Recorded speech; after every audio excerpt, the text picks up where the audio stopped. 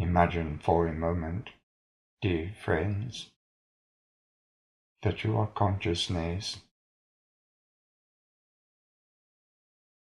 and that you have only this one awareness, that you are at peace and that you are.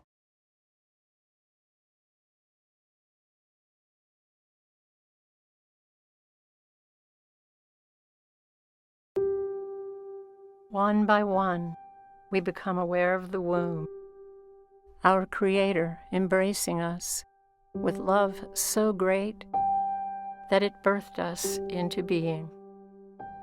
We look about and begin to see one another, so many of us, each shining in our own uniqueness, each adding our own note to the song of all existence. Oh, we are so beautiful.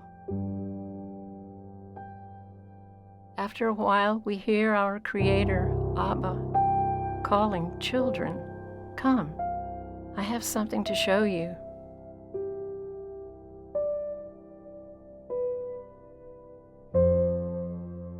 This, my children, is my all. I gift it to you. Go forth and multiply our joy.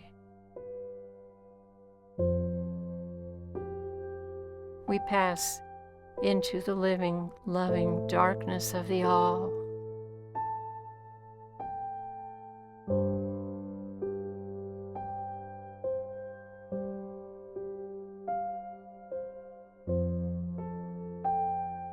How long we have been playing in the all, we do not know. But we find ourselves coming to a beautiful essence, so vast it seems to stretch across the entirety of the all, even though we know this is not so. In groups, small and large, others singularly, we explore the gift, obviously laid before us by our Abba, each exploring in our own way, according to the uniqueness gifted to us at our birth. Every space, every movement, every nuance offers a journey of unfoldment unto itself. When we are complete with this gift, we fold ourselves back into the living all, which ever offers us its own depths to explore. Some decide after a while to go off to discover in their own ways, yet we know we are ever one. Soon we come upon another gift, and as before, we journey deep into its mysteries. It is becoming clear to us that Abba is manifesting himself to us in these ways in order that we can discover more about him, about one another, and about ourselves. Again, when we are complete with this experience, we gather in the all to share our discoveries, and in sharing, we see how our joy grows. It is wondrous. Then, as we are delighting in yet another gift, we become aware in the center of our being how each experience has interwoven with the last and with the one before it, and we are beginning to understand how we are indeed, as Abba encouraged us, multiplying our joy.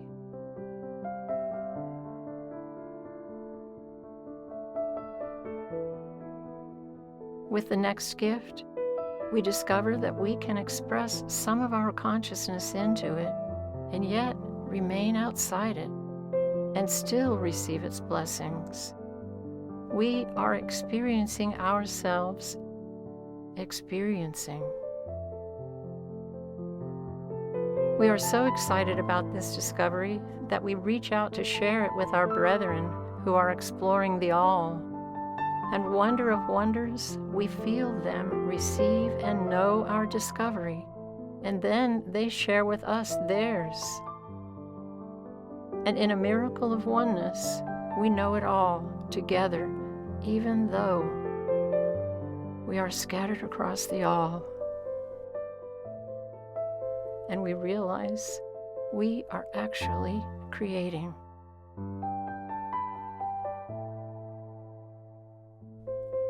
We decide to rest into our new knowing in celebration of our journey, celebrating ourselves, creation, and the Creator of it all.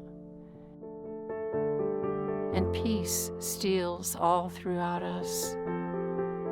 It is the peace we knew at the moment of our birth. We reach out to Abba and feel Abba reaching for us. And when we look back upon our journeys, we see that He has always been with us and ever shall be. He comes into our midst, and we are home again. He tells us, I am ever here to love you again and again. I am also ever with you as you explore the magnificence of yourselves and one another. And I am here. Come with me to where I am ever expanding my word, finding ways to delight you in your discoveries. We follow him, and now stand in awe before his majesty. We know it to be pure potential unfolding. We realize then, even with our long journeying of discovery thus far, we have only just begun. We're still reverberating with this knowing when Abba invites us to follow him again. He tells us, while you have been discovering yourselves and creating in the potentials of utter freedom, brothers and sisters of yours here are discovering themselves through binding freedom up in illusion. As we try to understand what he is inviting us to know, we look about for our brethren. At first we cannot find them, and then we see it there, suspended in the darkness.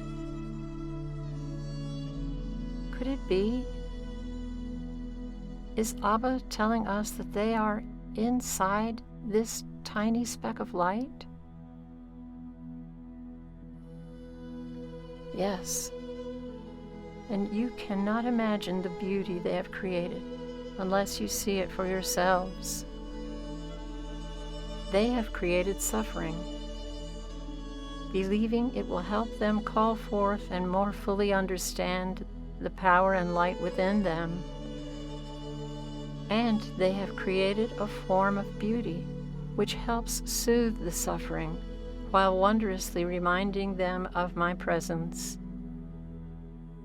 And yet, in order to sustain this entire illusion, they established the mandate that to dwell here, one must leave their knowing of me, of us, even of their beautiful inner light behind, outside this intent. So the journey they create, against incredible odds, is to remember and come to know themselves and love itself to be far greater than any limitation. But Abba, how is it possible to create separation and requirements and dwell in them when all is one and free? We cannot fathom this. And Abba tells us, because you cannot fathom a thing doesn't make it not so for those who believe it. I have given you all the power of free will. They have taken it and created this illusion to be their reality, intending that awakening from it will gain them the glory they seek just as you seek yours here. As you did previously with one of my gifts, without having to consent to their limitations, you can reach into their creation with your consciousness and see for yourselves the potential wonders that await them in their illusion. So, in wonder at our brothers and sisters' ability to confine themselves in this tiny speck of light, we reach into it with our consciousness to know it. The first of their creations we come to is a veil-like substance, an intent to separate the all and truth from their world of illusion. Below the veil is one exquisite realm after another, each separated by its own veil. There are major realms, sub-realms and dimensions, sub-sub-realms and more dimensions, on, various congregations separated according to certain agreements they wish to explore. Through the power of their group belief, they have managed to create the illusion of a vastness akin to the all, yet within a structure infinitesimal compared to our Abba's ever-expanding word. Impossible, yet we are experiencing it. Every one of these structures contains a creation they call infinity, designed to mirror the eternal all. But unlike the all, infinities have what they have created to be beginnings and endings, a creation we now see as integral throughout the illusion. To understand more about beginnings and endings, we feel drawn to one of their congregations in the third realm, and deep within it, to the sub-realm called Earth. We hover about it, nearly mesmerized by its complexities. We see that just as they dwell within that speck of light, within the third realm, within the sub-realm called Earth, they dwell yet inside another intricately structured realm, which they call their body. We witness their journeys of beginnings to endings, the glory and wonder, and joy and beauty. But they have also created other elements: defeat, illness, pain, agony, and the ending thing. They believe everything has endings, so they do all they can in order that their bodies survive, because they believe they are their bodies. Yet, when the body succumbs, whether soon after its creation or later, their light doesn't succumb, but emerges from the body into a sort of resting place. Here, Abba reveals himself to them along with others of light from outside the illusion, to show them a path to freedom from repetition and pain. But in this period of emergence, many focus more strongly on their just previous life than on Abba or the beings of light. And looking back on their life, they often say, "If I had only known." And then, rather than freedom, they often choose to go back to try again, sometimes many, many lifetimes.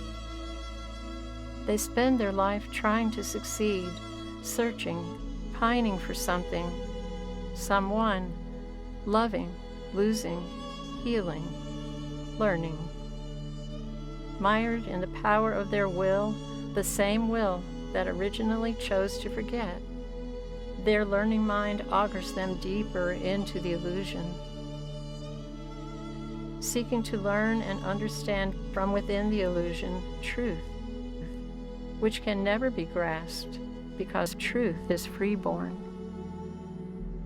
In their original intent, they were programmed to not remember what they would be searching for, so their auguring continues into finding just the right belief system, modality, technique, when what they really truly want is no need for it, freed to where nothing is errant or wrong or missing, but whole and ever expanding in mystery and grandeur.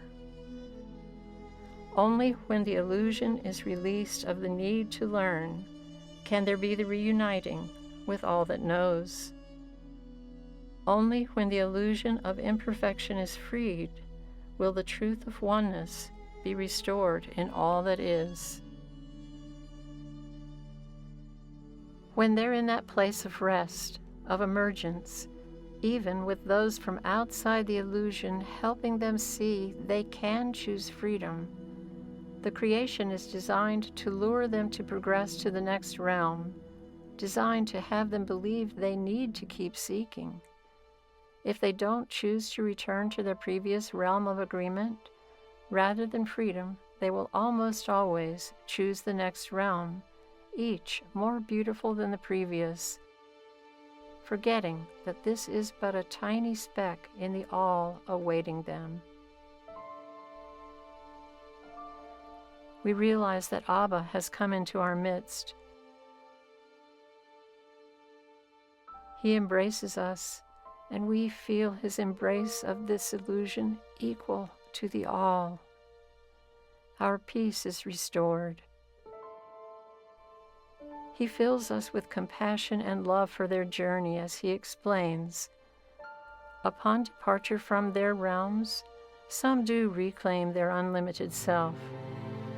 But it was known by beautiful brethren of yours long, long ago that most here would become so captivated by the illusion so as to have their original intent and path obscured, and would require assistance to be set free from progressive journeys in realm after realm.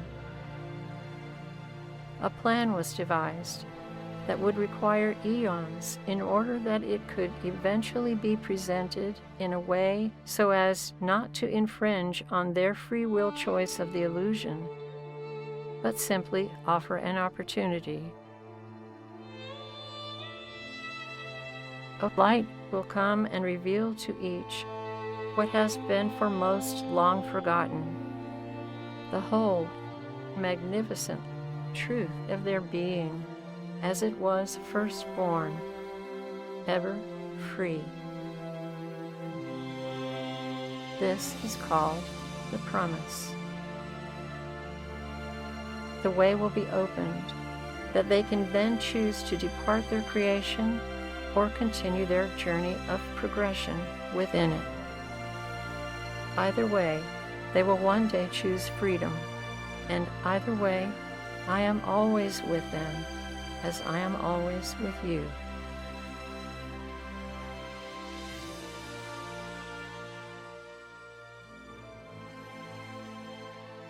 We have withdrawn our consciousness from the illusion, but not our love.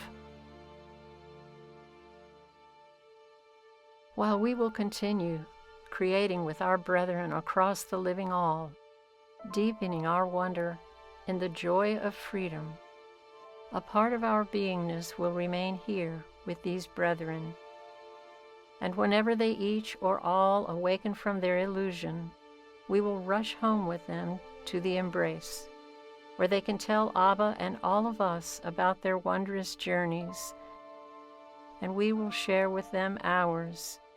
And before we go off to explore anew, Abba and we will sing the song of life, every wondrous, irreplaceable soul note restored to the ever-changing symphony of endlessness.